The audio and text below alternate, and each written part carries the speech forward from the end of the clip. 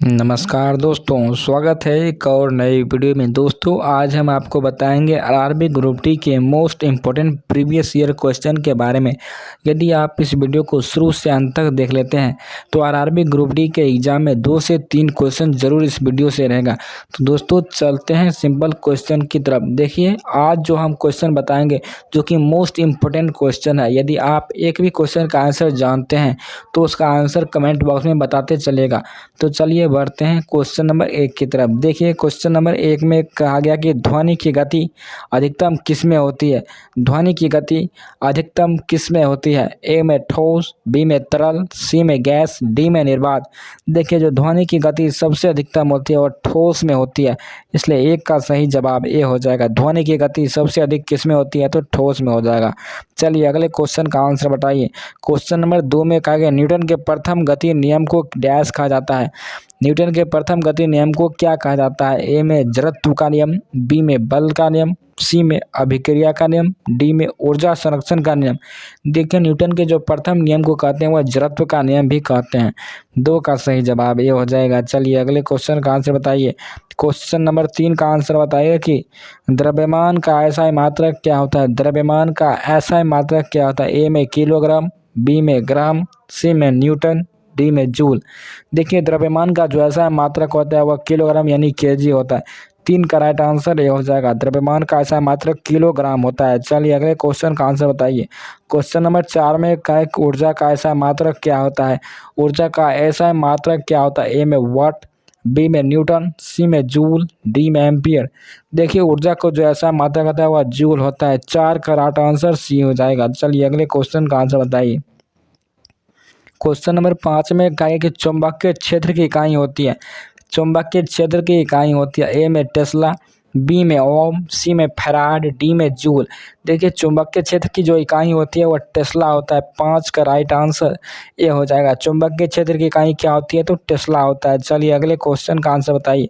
Question number 6 का answer बताइए कि बिजली के बल्ब में भरा जाने वाला गैस कौन सा होता है? देखिए जो बिजली के बल्ब में जो भरा गैस होता है वह गैस का नाम क्या होता है? इसका आंसर कमेंट बॉक्स में बताइए कि बिजली के बल्ब में भरे जाने वाला गैस का नाम क्या है? ए में ऑक्सीजन, बी में नाइट्रोजन, सी में आर्गन, डी में हाइड्रोजन। इसका जो राइट आंसर हो जाएगा आर्गन हो जाएगा। बिजली के बल्ब में भरा जाने वाला गैस आर्गन होता है। 6 का राइट आंसर सी हो जाएगा।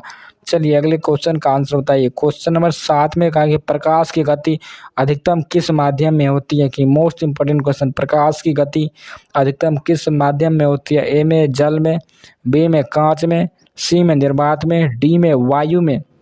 देखिए जो ध्वनि की गति सबसे अधिकतम होती है ठोस में और प्रकाश की गति जो अधिकतम होती है वह निर्वात में होता है। 7 का राइट आंसर सी हो जाएगा, जो कि बहुत इंपॉर्टेंट क्वेश्चन था। क्वेश्चन नंबर 8 में कहा है कि जब किसी वस्तु को पानी में डुबाया जाता है तो वह कौन सा बल अनुभव करता है? जब किसी वस्तु को पानी में डुबोया जाता है तो वह कौन सा बल अनुभव करता है? ए में घर्षण बल, बी में अपवर्तक बल, सी में उत्प्लावन बल, डी में गुरुत्वाकर्षण बल। इसका जो राइट आंसर हो जाएगा वह उत्प्लावन बल हो जाएगा। 8 का राइट आंसर सी हो जाएगा। जब किसी वस्तु को पानी में डुबोया जाता है तो वह कौन सा बल अनुभव करता है? तो उत्प्लावन बल हो जाएगा। चलिए अगले क्वेश्चन का आंसर बताइए। क्वेश्चन नंबर 9 में कहा है कि कोणीय संवेग का ऐसा मात्रक क्या होता है? कोणीय संवेग का ऐसा मात्रक क्या होता है? ए में किलोग्राम मीटर पर सेकेंड, बी में जूल, सी में न्यूटन, डी में किलोग्राम मीटर स्क्वायर पर सेकेंड। देखिए कोणीय संवेग का जो ऐसा मात्रक क्या होता है? जल्दी से बताइए। देखिए कोणीय संवेग का जो ऐसा मात्रक होता है वह किलोग्राम मीटर स्क्वायर पर सेकेंड होगा। 9 का राइट आंसर डी हो जाएगा। चलिए अगले क्वेश्चन का आंसर बताइए। क्वेश्चन नंबर 10 में कहा गया कि किसी वस्तु की गति में परिवर्तन करने के लिए आवश्यक बल किस पर निर्भर करता है? किसी वस्तु की गति में परिवर्तन करने के लिए आवश्यक बल किस पर निर्भर करता है? ए में केवल द्रव्यमान, बी में केवल वेग, सी में द्रव्यमान उत्वरण, डी में घनत्व और आयतन। इसका जो राइट आंसर होगा द्रव्यमान और त्वरण हो जाएगा। 10 का राइट आंसर सी हो जाएगा। चलिए अगले क्वेश्चन का आंसर बताइए। क्वेश्चन नंबर 11 में कहा कि पानी का रासायनिक सूत्र क्या होता है?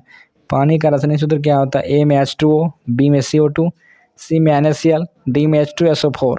पानी का रासायनिक सूत्र H2O होता है। 11 का राइट आंसर ये हो जाएगा। पानी का रासायनिक सूत्र H2O होता है।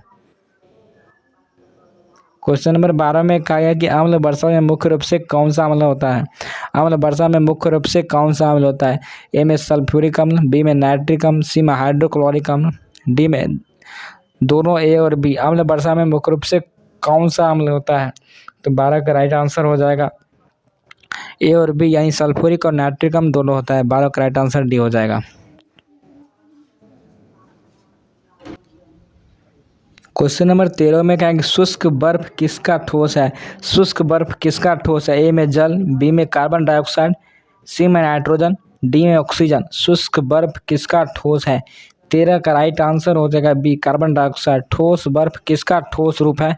इसका जो राइट आंसर हो जाएगा कार्बन डाइऑक्साइड हो जाएगा। 13 का राइट आंसर बी हो जाएगा। चलिए अगले क्वेश्चन का आंसर बताइए। क्वेश्चन नंबर 14 में क्या है, सोडियम क्लोराइड का सामान्य नाम क्या है। ए में बेकिंग सोडा, बी में टेबल सॉल्ट, सी में चूना पत्थर, डी में हाइड्रोजन परऑक्साइड। सोडियम क्लोराइड का सामान्य नाम क्या है। 14 का राइट आंसर हो जाएगा टेबल सॉल्ट। 14 का राइट आंसर बी हो जाएगा। क्वेश्चन नंबर 15 में कहा कि लोहा किसकी उपस्थिति में जंग लगता है।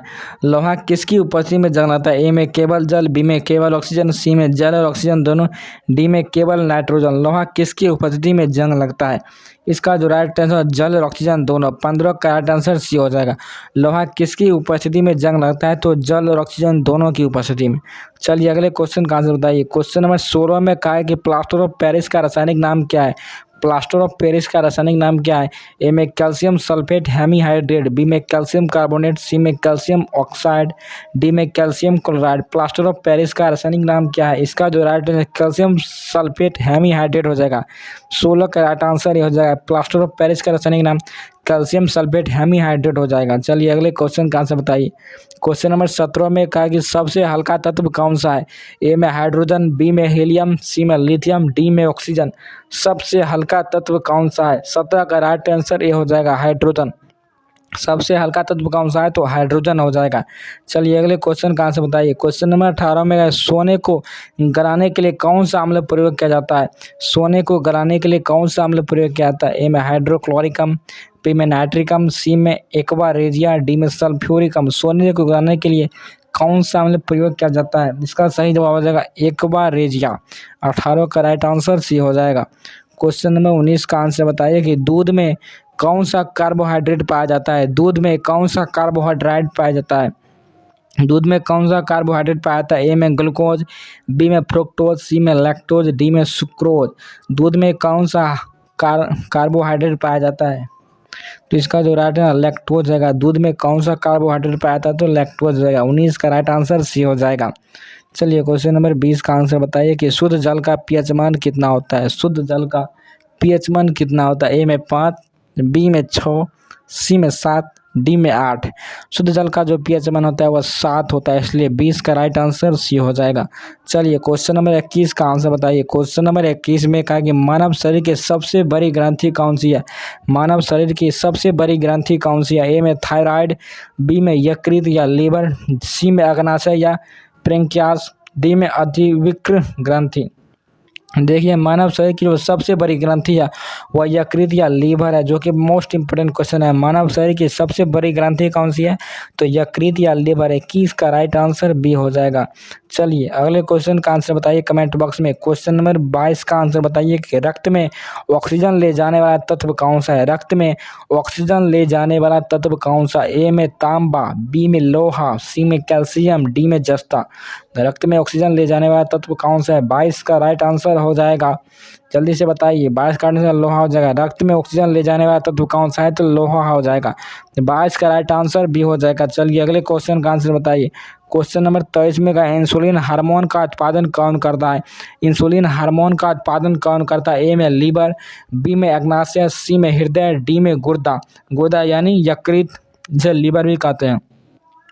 इंसुलिन हार्मोन का उत्पादन कौन करता है। ए में लीवर, बी में अग्नाशय, सी में हृदय, डी में गुर्दा। तो इसका जो राइट आंसर हो जाएगा वह बी हो जाएगा। इंसुलिन हार्मोन का उत्पादन कौन करता है, तो अग्नाशय हो जाएगा।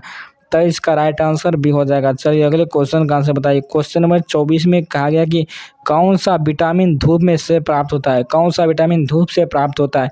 ऑप्शन ए में विटामिन ए, ऑप्शन बी में विटामिन बी, ऑप्शन सी में विटामिन सी और ऑप्शन डी में विटामिन डी।